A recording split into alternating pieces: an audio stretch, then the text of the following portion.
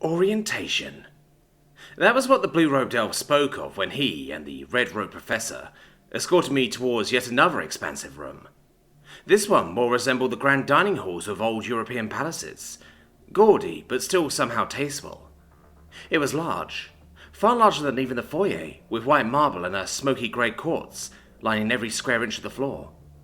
In fact, if you look closer, you could see these intricate, lightning bolt-looking patterns that more resembled cracks in the otherwise pristine flooring that pulsated with each step you took. Well, it pulsated for everyone else anyways, but it seemed practically dead with each and every one of my steps. Speaking of footsteps, it was clear that the sound generated by a hard composite boot slamming into an equally hard, unyielding surface was rather loud and borderline offensive.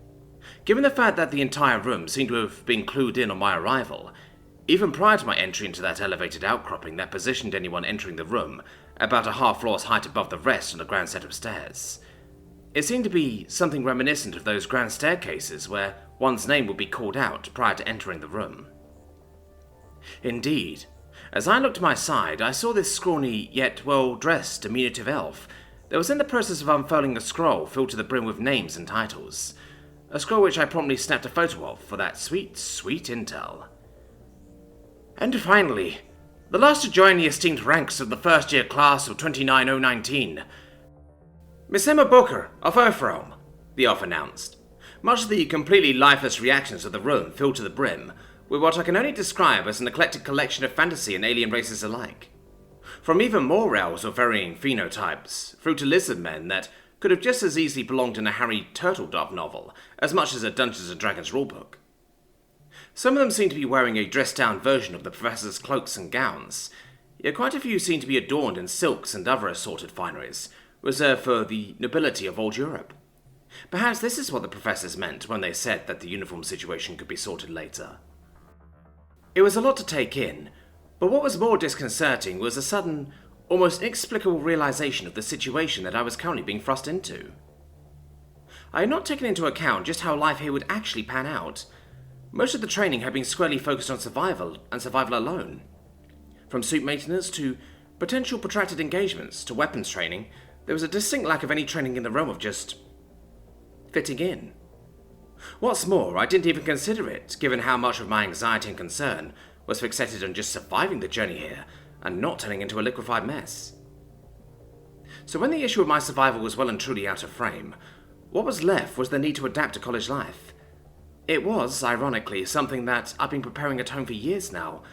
However, something told me that those months of cramming for the SATs and years spent in the AP classes probably wouldn't mean much here. I stared at the crowd blankly. Was I supposed to say something? Curtsy? Is that what old medieval people did? Was I expected to give a speech about being the first human here? Or rather, the first living human here? My anxieties ate away at me, as the massive crowd of students likewise seemed to lack any suitable response to what was effectively a 7-foot-tall suit of power armor staring all of them down. Emma, I finally heard Vanavan whispering, you're supposed to just go down to whichever seat you deem suitable. A feeling of relief washed over me as I realized that I didn't have to give an impromptu speech after all. That is, if you don't wish to give a speech. Being the first of your realm, there are expectations, but this can vary from person to person and realm to realm, so do as you please.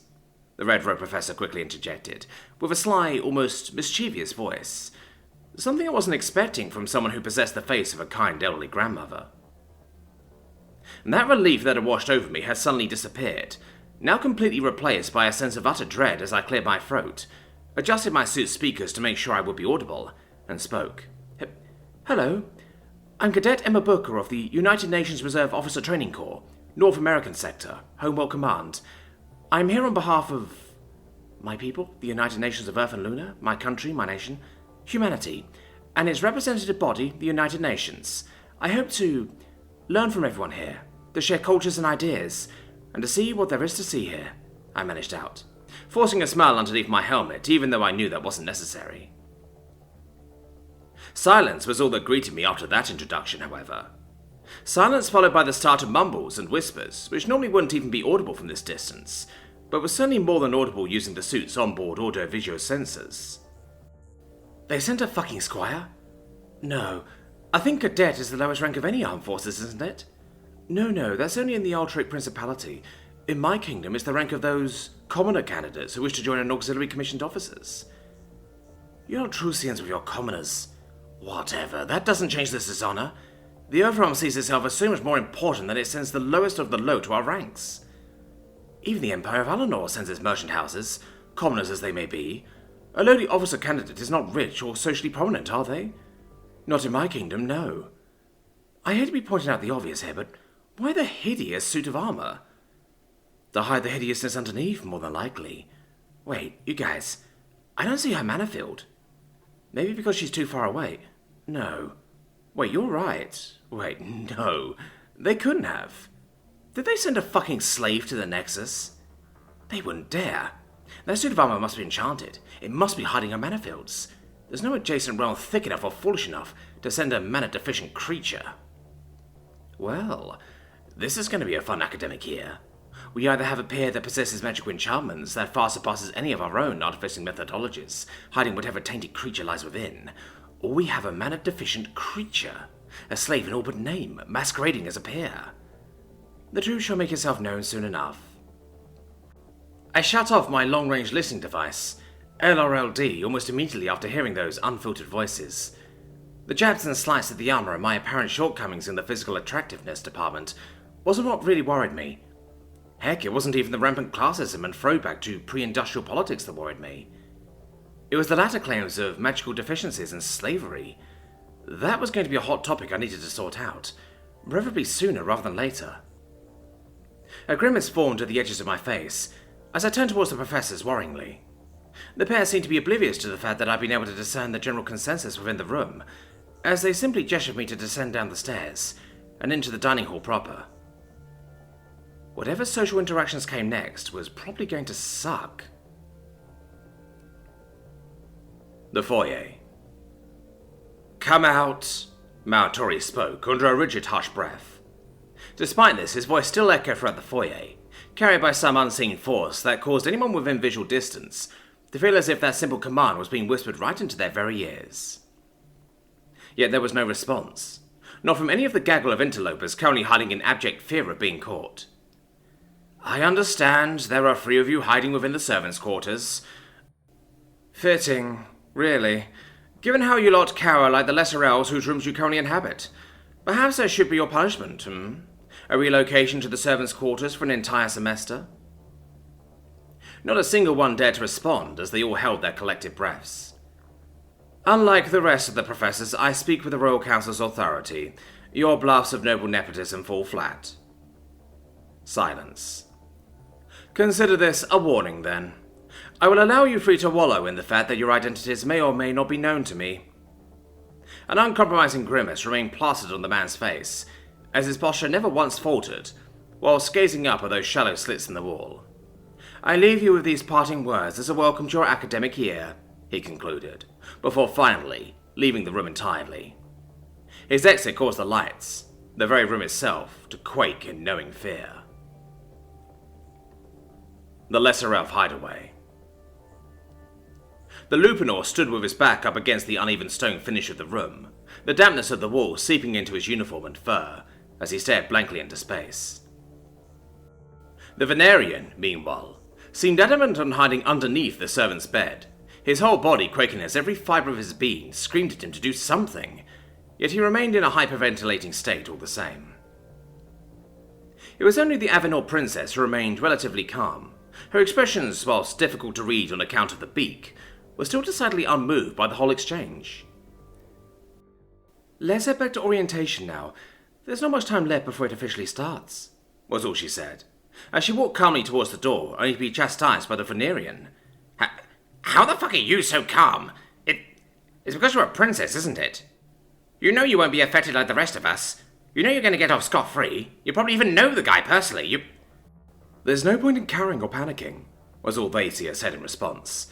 You learn that the hard way when you're in the royal court. Her tainted aura seemed to shift and shudder at that, forcing the Venerian into silence once more as the Lupinor nodded in agreement. "Let's get going then. As tainted as the princess is, she has a point. In battle there are sometimes losses, sometimes gains. It isn't worth worrying about the long-term implications of recent losses, if you don't live to survive the next battle. So let's make this next battle count. The Lupinor practically growled out towards Eleanor, but in a complete shift of attitude gave Thacia a curt nod. Perhaps I may have misjudged you in the opening hours of this battle, Princess. Your resolve, at least compared to this lizard's, is stronger than I could have imagined. Thank you, Thacia responded promptly, a smile of relief forming at the edges of her beak. I am merely stating a fact. If we are to survive here, we will all need to share a similar resolve. The Lupinor chimed back, before turning his head towards the now dust-ridden Venerian. A resolve which is severely lacking in our Venerian comrade. Without a second's hesitation, the pair promptly left the servants' hideaway, followed closely behind by Eleanor, who, in his rush, was particularly more dishevelled than when he first entered the room. You made sure to bring your amulets, yes? The Lupinor continued, as he slowed down just enough for the Venerian to catch up. So, you've heard the rumours too? Thacia inquired back, refusing to respond just yet as she gauged the wolf's expressions with questioning intent. Anyone worth their mettle in their stations would have heard the rumours, Eleanor suddenly interjected, still winded as his shorter, stubbier legs found it difficult to maintain the long, graceful strides the taller pair of misfits were capable of. Yes. So I ask again, did you bring your amulets of dispelling? The Lupinor reiterated, his tone shifting to one that was much more severe, pressing the matter without room for anything beyond a yes or no answer. Yes, of course. There isn't any reason not to be careful, especially in such turbulent times. It is troubling to believe that the faculty will be so brazen to attempt the binding ritual on Orientation Day. Those less fortunate will have no time to prepare, and to my understanding this will be the first time in over 1,000 years that the faculty will be brazen enough to break any of the unspoken rules, Thacia responded, opening up the doors to further discussion, as she and the Lupinor both palmed their respective amulets underneath their cloaks, one disguised as a ceremonial dagger, the other disguised as a pendant and a royal necklace. And you, Eleanor, have you brought your amulet of dispelling? The Lupinor turned back towards the exhausted Venerian, who only nodded in reply, as he struggled to maintain the pair's ungainly pace. Let us hope it does not come to it. However, if it does, then at the very least we'll be safe in the knowledge that our group will be protected from the chains of the ritual of the Binding Charter. Thacia sighed back in apprehension, as the pair now found their way back towards the side entrance to the Grand Reception Hall. The Grand Reception Hall. Emma Booker. Do you know the feeling you get when you enter a movie theatre 10 minutes past its start? Or that the awkwardness that comes with mingling with strangers at your distant relative's expensive wedding? That was the feeling I was experiencing as I waded my way through the sea of domed dishes and fine silverware that floated to and from each table. Yet unlike the long communal tables of certain fantastical schools I'd read as a child, this school seemed adamant on modelling itself more like an exclusive dining venue. Closed-off groups had already clearly formed as evidenced by their active conversations and dismissive glares. Species-exclusive tables were likewise scattered about, particularly true for the elves and those of draconic descent. Indeed, there wasn't a single table that was available save for the strangely out-of-place circular one, tucked away in the far corner of the room. One that was clearly supposed to seat 4, but at this point was empty.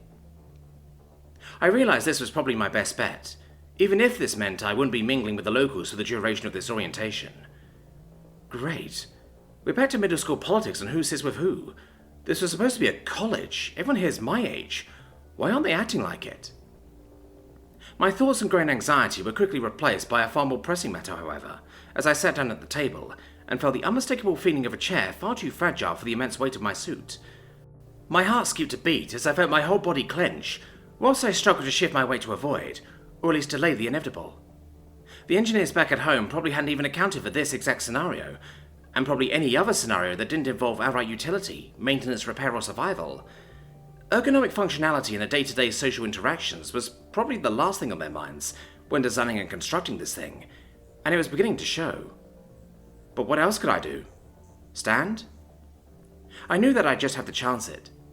Placing half of my weight on the chair and the other half on my calves, as I maintained an awkward, almost painful, seated position, all in an attempt to prevent the unthinkable from happening in the middle of what was perhaps the most important day of the year. First impressions were everything, and I'd already started off on an unsavoury foot with that speech. Not to mention the troubling implications of their gossiping whispers. Yet it was just as I had managed to acclimate myself that a new unexpected variable entered the picture, in the form of 3 additional students, who quickly joined my table in a hurried sprint. The three seemed to halt dead in their tracks when they spotted me, as their eyes strayed throughout the room, in some last-minute attempt to scour for any other available seats. When it became clear this wouldn't be possible, however, the three began to resign themselves to their respective fates. The small, diminutive, somewhat dishevelled-looking draconic lizard seemed to be just done with it all, simply sinking into his seat with a sigh of defeat. The werewolf-looking creature, however, seemed dead set on just staring me down, as if sizing me up for a fight. Finally, the most striking of the bunch, what most resembled a tropical bird, seemed to have given me a single glance before turning back towards the various other points of interest, scattered throughout the room. The bird in particular stood out the most, despite being dressed in the drab greys and blacks of the Academy's uniform. What plumage was still visible stuck out in stark contrast with the otherwise repetitive gold, silver, marble, and granite of the castle. This was probably why even more eyes were drawn to us now, as our little corner had become an eclectic collection of oddities to gawk at. I was so focused on the various eyes and hushed voices fixated on us that I didn't notice the bird's gaze shifting towards me. Without any warning, other than a soft, barely audible whisper from her beak, a flurry of alarms assaulted my heart. Alert! Localized surge of mana radiation detected. 192% above background radiation levels. Yet as quickly as the alert had sounded, so too did it vanish from view, as the radiation levels dropped back down to background levels after a few short seconds. I shot an accusatory glance of what I assumed was the perpetrator behind this, with a grunt of annoyance, shifting my weight around in my seat, only to realise that the seat no longer felt like it was about to give way. A sharp, shocked exhale of disbelief escaped from my vocorder, garnering the attention of the two and an ever so subtle smile from the bird, or at least what I assumed was a smile. I cocked my head at the avian stranger as he reciprocated with a knowing nod. It was at this point that I finally broke my minutes-long silence with as appreciative of a response as I could muster. Emma Booker, thanks for the save there. Princess Lacia Delani, it's my pleasure.